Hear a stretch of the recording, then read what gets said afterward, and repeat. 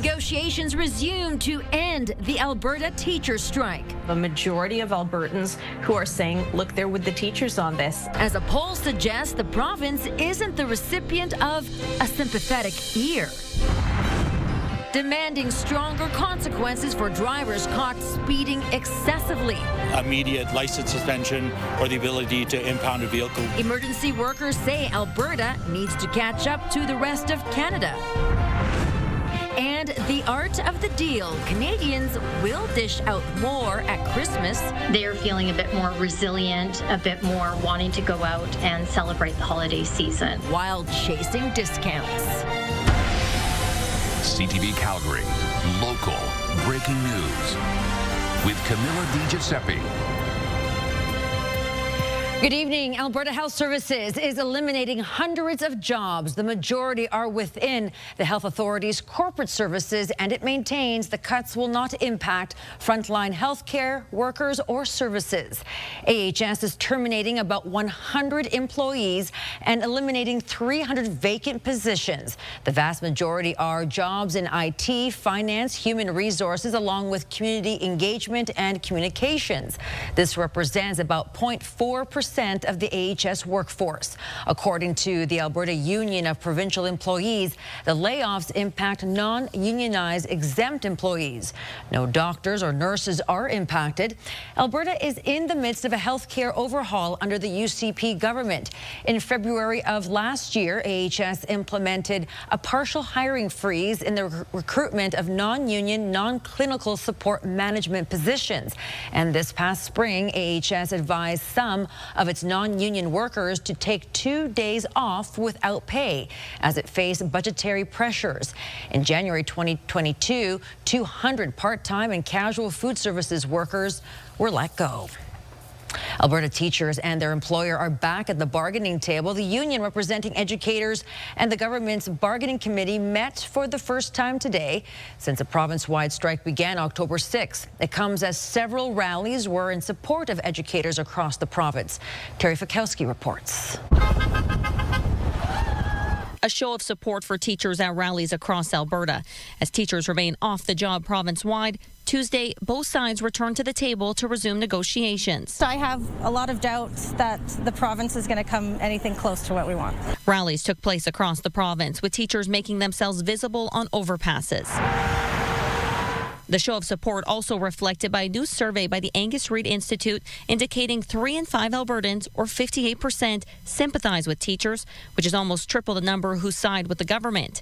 61% of people believe the government has handled public education poorly under Danielle Smith's leadership, though politics are playing a part, with 62% of past UCP voters believing teachers make enough money, while 82% of past NDP voters disagree. At this stage in the talks, a tilt, definitely, of a majority of Albertans who are saying, look, they're with the teachers on this. Neither the Alberta Teachers Association or the government are sharing details on the new proposal. The last one was overwhelmingly rejected by teachers last month, which included a 12% raise over 4 years and hiring of 3,000 more teachers. Teachers have voted no now twice, once to a mediator's recommended terms, which is, basically a type of deal, and then to a memorandum of agreement more recently. And so they'd have to be pretty sure that what they have is going to meet the approval of teachers. A financial assistance portal for parents also opened Tuesday, offering $30 per school day per children under 12 to help with childcare expenses. Older students, though, are worried about a week of missed class. Lots of us are getting together in study groups to try and help each other out and stay on track. As a grade 12 student, there's a lot of pressure on this year and how we perform. Teachers are without strike pay, but vow to carry on in hopes of creating change. I am hopeful that they are seeing the value of the service that teachers provide. It's for the kids. It's for their future. Terry Fikowski, CTV News, Calgary. Both the union and province are keeping tight-lipped on negotiations. For parents applying for financial aid, payments will be retroactive to October 6th, with the first payment expected October 31st. Applications can be submitted on the government's official portal. You can find a link on our CTV Calgary website. Signatures can now be collected for a citizen initiative petition launched by a Calgary teacher. It centers around whether public funding should go toward private schools. This petition will follow the new rules giving canvassers 180 days to collect nearly 178,000 signatures. The family of a 6-year-old who disappeared nearly a month ago is sharing some new details about that day. In a Facebook post, the family shares Darius McDougall was playing with 2 other children on an island across a creek from where the family was camping at the Livingstone Crown Land Campground. The adults let the kids play there as they were within view, but on the morning of September 21st, Darius disappeared after the 2 kids looked away. The parents started searching immediately and 911 was called, leading to a lengthy search by RCMP. The family also revealed one of the kids playing with Darius, Kaya, passed away last week in an unrelated medical emergency. A Calgary man has been charged after crashing into 3 people before a Lethbridge Hurricanes game on Friday. The 3 victims suffered serious injuries that are considered not life-threatening. The vehicle narrowly missed 2 others. After the crash, Lethbridge police say the driver took off, hit a vehicle a couple blocks away, then threatened staff at a convenience store after his credit card was declined. The suspect was arrested a short time later. The subject had intentionally ran into the victims and the vehicle, and he was not impaired during the incident. The victims were unknown to him. 47-year-old Christopher Hedge is facing 14 charges, including 5 counts of attempted murder. Police say he is known to authorities in Lethbridge and Calgary. When you think of speeding drivers in Calgary, one major freeway may come to mind. It hasn't even been fully open 2 years, but Stoney Trail already has a reputation for excessive speeds and dangerous maneuvers. It's become so bad, Calgary firefighters are renewing calls for the province to do something. Tim Brook explains. It says 100, but along Stoney Trail, sometimes the maximum speed is treated more as a recommendation than a rule. Those responding to tragic speeding outcomes are sick of it. As a father, I tell my 2 daughters not to drive Stoney Trail at certain times of day because I've truly seen the worst that can happen. Excessive speeding is putting the lives of Calgarians and first responders at risk, and it has to stop. As of the end of September, police have given out 618 tickets to drivers going 50 kilometers an hour or more above the posted limit. The city is on pace for a decade high in fatal traffic collisions, with about 30% of those involving unsafe or excessive speed. 2 happened along Stoney across just 3 days in June. In other jurisdictions, tickets for going 50 or more over the limit would get your vehicle automatically impounded. But not in Alberta. The Calgary Firefighters Association and council hopefuls who border the ring road want to see a switch. I hear it every single day.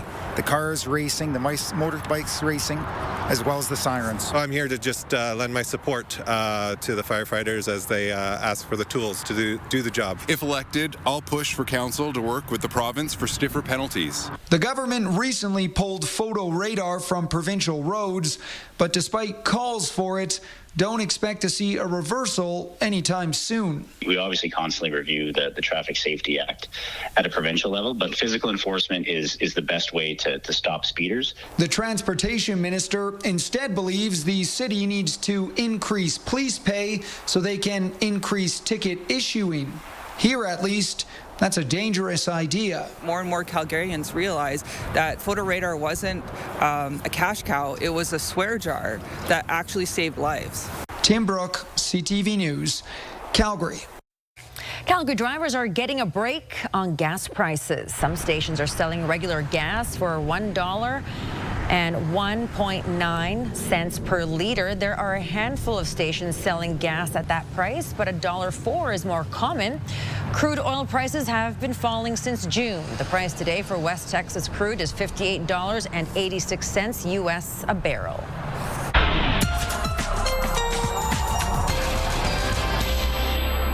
Danielle is in with our first look at the weather. I am going to look at the glass half full. Cold tomorrow, but sunshine. Yeah.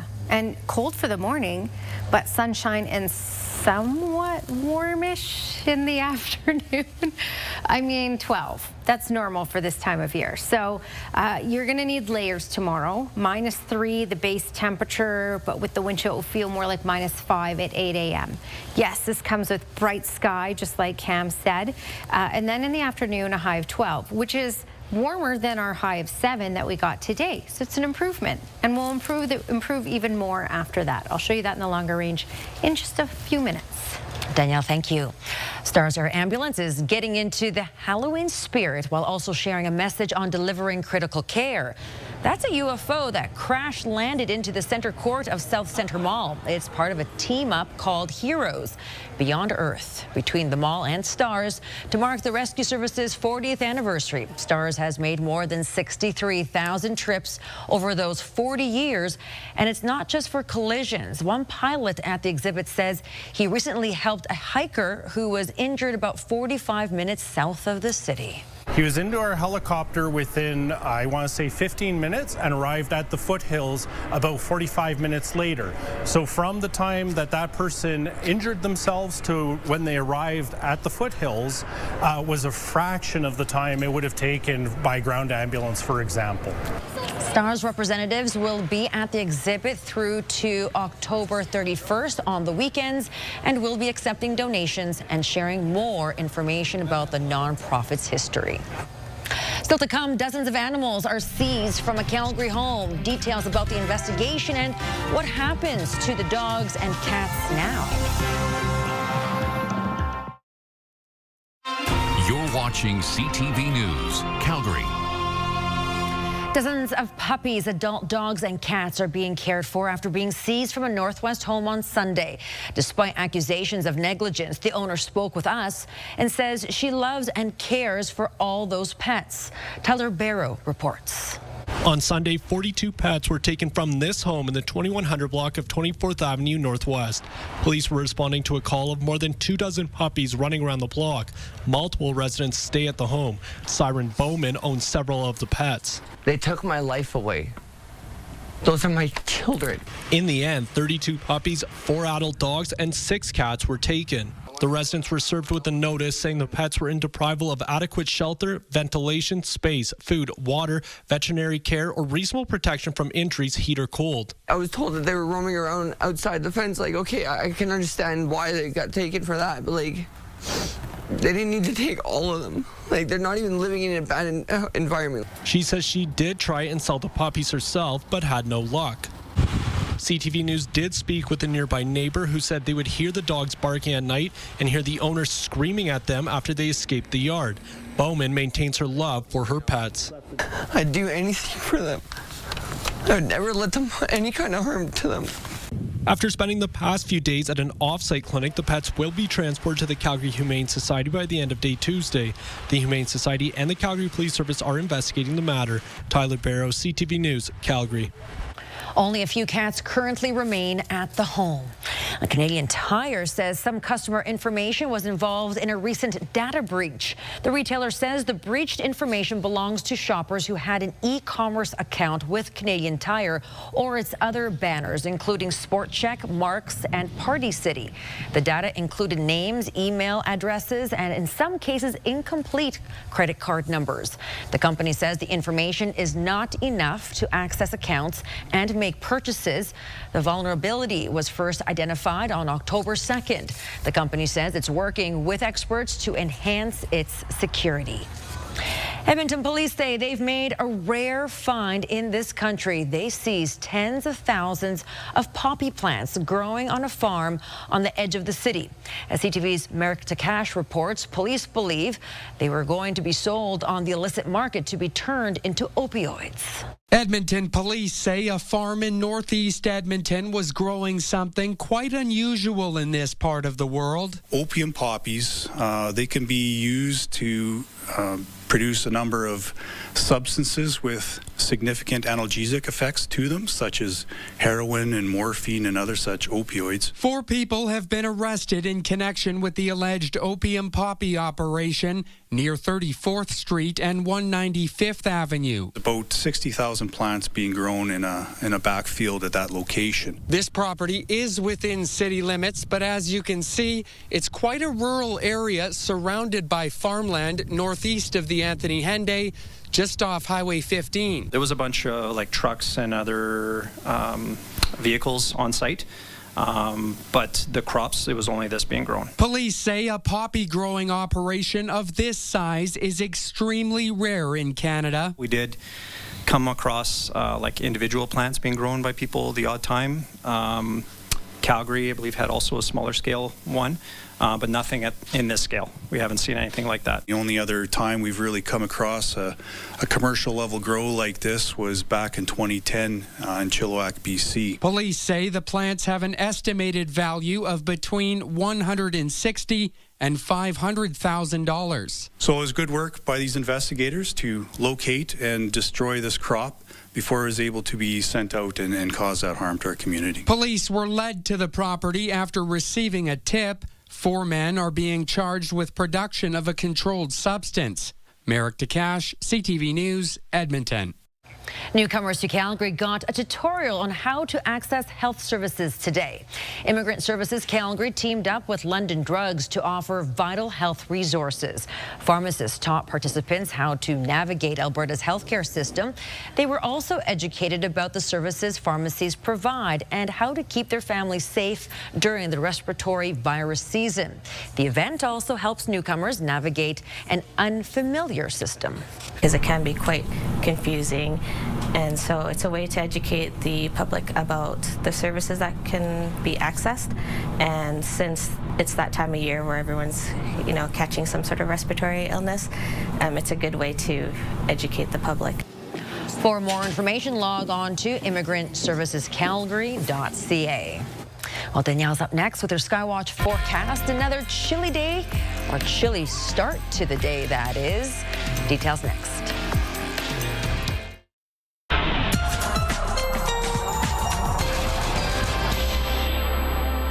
All right, today was a chilly one for sure, but it was a little bit warmer than yesterday, and tomorrow will be warmer still. So we're in this steady, slow climb here.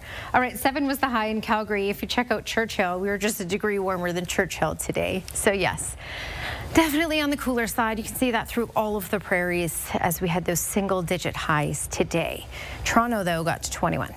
All right, radar, satellite, there is a stateside system, but this will mainly be a southern Saskatchewan thing. We have had some cloud cover in the south, especially the southeast corner today from this. And there is even the chance later in the day tomorrow of a little sprinkle, Medicine Hat and south of there. But outside of that, it's quiet, it's sunny. Calgary, a sunny day, and with all that sunshine, we should get into the double digits for tomorrow again. All right, we're not looking at any sort of excessive warmth this week. It'll be warmer than it was today, but we're not going to get like those really high temperatures, and that's because we're going to still have some fairly cooler air, so we'll be at normal or below normal for much of the next 5 to 10 days.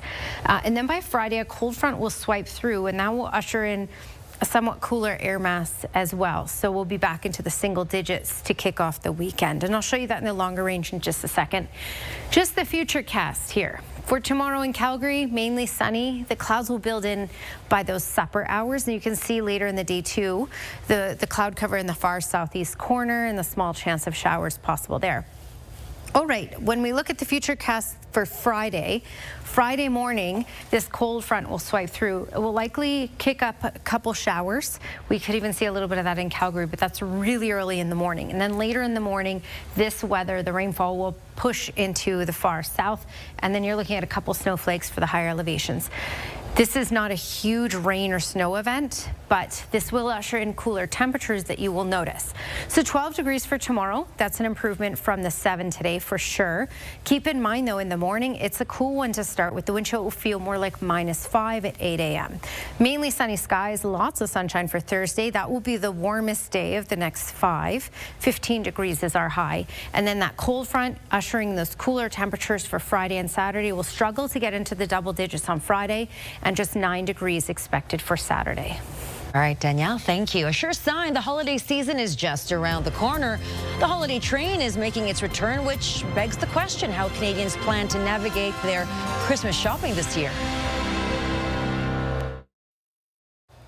Canadians are expected to spend a bit more money for the Christmas holiday season and start their shopping early. The 2025 Holiday Retail Outlook by Deloitte Canada is out, and spending is expected to increase 3% compared to last year. But instead of the last-minute shopping, Canadians are planning ahead and beating the frantic rush. Tyson Fedor has more.